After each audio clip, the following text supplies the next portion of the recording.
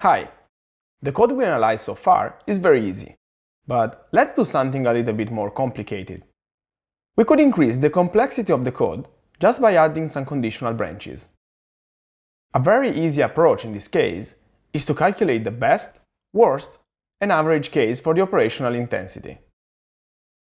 Let's come back to the code and let's change it a little bit. Let's say that the value of out depends on the fact that the ith element in A is even or not. If this is true, then let's change the previous output by assigning to out the value given by a double sum on A plus B. In the else case, we just keep the same expression as before. In your opinion, the greatest number of operations are performed in the if or else branches. By analyzing the code, we can identify the body of the if statement, when the condition is true, as the one with the greatest number of operations. Let's see how many operations are hence computed in the worst case. So we have 1 and 2 arithmetical operations here, but it is not all. In fact, we need to consider the operation performed in the condition of the if, and the one in the external loop, and that these operations are performed n times. Hence we have 400 arithmetical operations in the worst case, that is the case in which the if statement is always true. For what concerns the best case, the operation is 1, as before, plus 1 in the if condition and 1 in the loop condition.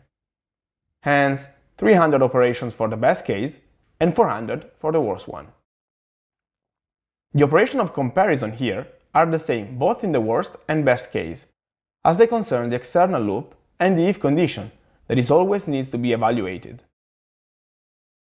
Finally, in the worst case, we can count 3 indexing operations here for the calculation, 1 for storing the result, and 1 for evaluating the condition.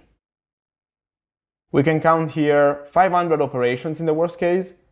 In the best case, we count 3 indexing operations in the expression and 1 in the if condition, resulting in 400 operations. Overall, we have 1100 operations in the worst case and 900 in the best one. Let's see how the memory traffic changes in the example. Worst case, we read these 3 variables and we write this one, resulting in moving 500 times 4 bytes of information. In the best case, the result is slightly less, as we move overall 400 times 4 bytes of data that are these one. Performing some super hard math, we can see as the operational intensity ranges from 0.5625 in the best case to 0.55 in the worst one. In this particular example, the operational intensity does not change very much, due to the simplicity of the code and the fact that increasing the amount of operation performed, we are increasing the data that we're moving to. Now, I showed you how to perform the stated code analysis to get the operational intensity on a simple example.